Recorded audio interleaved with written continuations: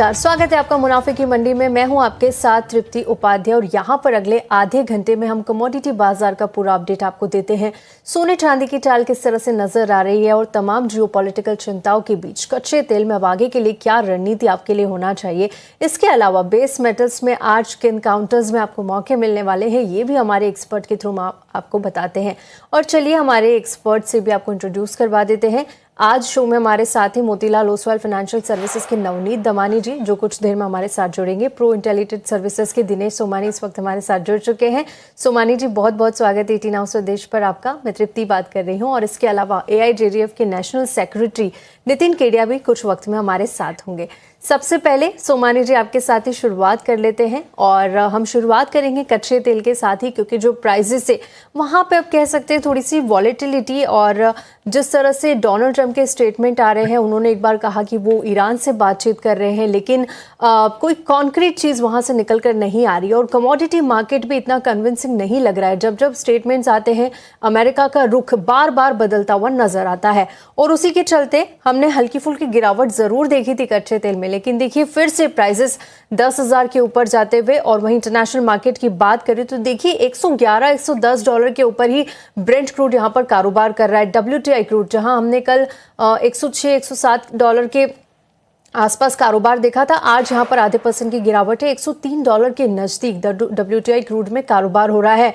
कुल मिलाकर कह सकते हैं कि जब तक कोई बड़ा आउटकम दोनों ही देशों की तरफ से नहीं आएगा, ये वॉलेटिलिटी, ये अस्थिरता और ये बड़ी तेजी कच्चे तेल में जारी रहेगी।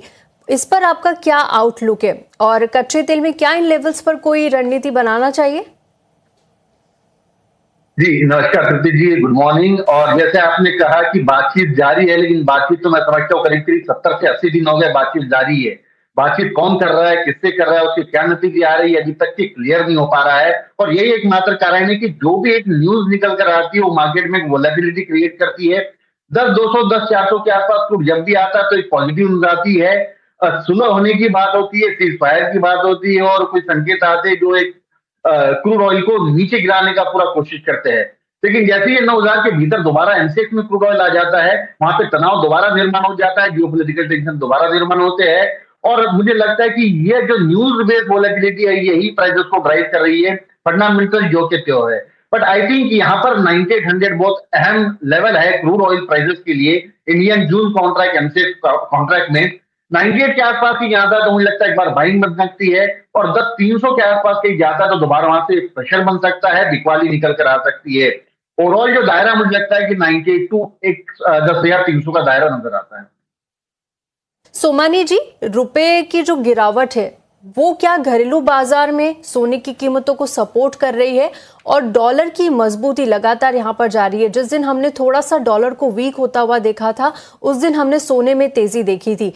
क्या लगता है आपको, क्या आगे जाकर सोने चांदी में और ज्यादा गिरावट आएगी? और अगर कंपेयर किया जाए तो क्या ज्यादा आपको प्रॉमिसिंग लग रहा है? सिल्वर फिलहाल ज्यादा वॉलेटाइल देखी जा रही है। तृप्ति जी, एक बार देखने वाली बात हो चुकी है कि 9% इम्पोर्ट ड्यूटी बढ़ी है और 7 से 8% रुपया कमजोर हुआ है।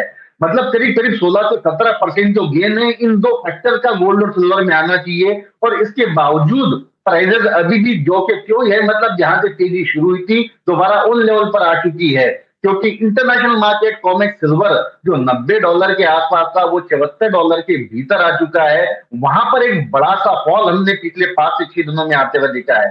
अगर कॉमेक्स गोल्ड की भी बात करूं तो मुझे लगता है कि जो $4700 के आसपास जो ट्रेड कर रहा था वो 4500 के भीतर ट्रेड कर रहा है। इनफैक्ट 4565-70 के आसपास, 4465-70 के आसपास आ चुका है। कॉमेक्स चार्ट अगर हम देखते तो वहां वीकनेस जो है ये निरंतर जारी है। 4500 का जो अहम लेवल था उसके नीचे कॉमेक्स गोल्ड सस्टेन कर रहा है। 78 का जो कॉमेक्स सिल्वर का लेवल था उसके नीचे भी सिल्वर सस्टेन कर रही है। तो कॉमेक्स गोल्ड और सिल्वर दोनों अगर मैं चार्ट देखता हूं तो कमजोरी अभी हाल फिलहाल और नजर आ रही है।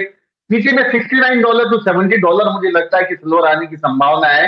वही गोल्ड मुझे लगता है कि 4350 से 4370 ये आने की संभावनाएं लगती है।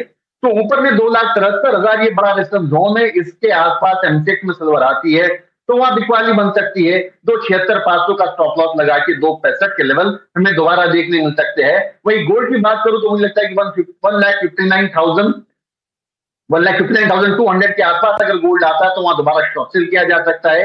एक 58,200 के लक्ष्य के लिए 159,650 का स्टॉप लॉस मेंटेन कर सकते हैं। सोमानी जी, अभी नवनीत जी ने भी बात की क्लाइमेट को लेकर, और क्या अब क्लाइमेट वॉलेटिलिटी गैस प्राइसेस को ज्यादा अनप्रेडिक्टेबल बना रही है? क्योंकि यूएस की अगर बात करें तो देखिए वहां पर हम देख पा रहे हैं कि जो समर है वो एक्सटेंडेड होता हुआ दिख रहा है, और विंटर सीजन जो था पूरी तरह से फ्लॉप रहा, जिस तरह अभी दमानी जी ने भी बताया। क्या लगता है आपको, नेचुरल गैस की जो तेजी है आगे भी बरकरार रहेगी? बिल्कुल फंडामेंटल अगर देखें तो हाल फिलहाल अभी सपोर्टिव नहीं है, लेकिन जैसे कि नवनीत ने कहा है कि प्रोडक्शन कम और डिमांड थोड़ी सी बेटर है। मुझे लगता है कि अगर एमसीएक्स में कोई कमोडिटी सबसे स्ट्रांग और निवेश लायक है तो वो अभी हाल फिलहाल नेचुरल गैस मुझे नजर आती है। 255 की लेवल से 300 का लेवल ऑलरेडी इसने क्रॉस कर लिया है, मतलब करीबन 15% से ज्यादा का गेन ऑलमोस्ट इसने दर्ज कर लिया है। 288 का एक अहम जोन था, उसके ऊपर ये निरंतर सस्टेन भी कर रहा है। आई थिंक आने वाले समय में 297 टू 98 या दायरा कहीं मिलता है तो नेचुरल गैस एक परफेक्ट लेवल रहेगा निवेशकों के लिए, निवेश करने के लिए शॉर्ट टर्म के लिहाज से। 325 330 के लेवल्स प्रोबेबली जल्द दिखा सकता है। 287 का इसमें स्टॉप लॉस मेंटेन कर सकते हैं। तो मुझे लगता है कि अभी हाल फिलहाल ये थोड़ा सा अप ट्रेंड में नजर आता हुआ दिख रहा है, तो नेचुरल गैस एक परफेक्ट लेवल है 297 टू 98 के दरमियान बाय करने का। सोमानी जी, आपसे समझना चाहेंगे बेस मेटल्स में किन काउंटर्स में अब रणनीति बनाना चाहिए? जिस तरह बड़ी गिरावट चांदी में नजर आ रही है, कॉपर में भी हम देख पा रहे हैं कि लगातार डाउन ट्रेंड बना हुआ है। बिल्कुल 1410 के हाई इसने ऑलमोस्ट लगाए थे, वहां से 1330 के लेवल्स, मतलब 80 रुपए का फॉल ऑलरेडी इसने दर्ज कर चुका है। बट मुझे लगता है कि एक बड़ा मूव आया था, 10 से 12% की जो तेजी आई थी, उसका एक करेक्टिव फेज है। प्रोबेबली ये जो लेवल है मौजूदा स्तर पर एक अच्छा लेवल है निवेश करने के हिसाब से। बेस मेटल पैक मुझे टोटली बढ़िया लेवल्स लगते हैं यहाँ पर इन्वेस्ट करने के लिहाज से। 1333 1332 या दायरा कॉपर में बढ़िया लेवल है बाय करने के लिए। 1322 का स्टॉप लॉस लगा के 1355 के अपसाइड टारगेट नजर आते हैं। 367 के आसपास मुझे लगता है कि जिंक बाय करना चाहिए 363 की स्टॉप लॉस से। 370.40 के अपसाइड पोटेंशियल मुझे नजर आते हैं। वही 384-50 के आसपास मुझे लगता है कि एल्यूमिनियम बाय करना चाहिए। 381 के स्टॉप लॉस से 390 के लेवल दोबारा नजर आते हैं। इसी के साथ मुनाफे की मंडी को हम यहीं समाप्त करेंगे। सोमानी जी और नितिन जी और नवनीत जी, आप तीनों का बहुत बहुत शुक्रिया हमारे साथ जुड़ने के लिए और तमाम कमोडिटी काउंटर्स पर अपनी राय रखने के लिए। शुक्रिया।